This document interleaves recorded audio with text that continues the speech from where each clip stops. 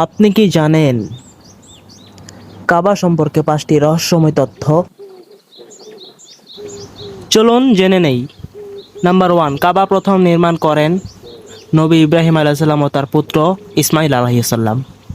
Number 2, প্রতিদিন বিশ্বের লাখো মুসল্লি এই কাবার দিকে মুখ করে সালাত আদায় করে। নাম্বার 3, কাবার গায়ে যে কালো কাপড় থাকে সেটাকে বলা হয় কিসওয়া। এটি প্রতি বছর পরিবর্তন করা হয়।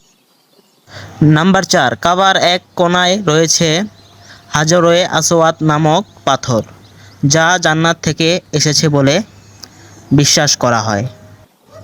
নাম্বার 5, কাবার দরজা মাটি থেকে অনেক ওপরে, যাতে বন্যা বা অন্য ক্ষতি থেকে নিরাপদ থাকে।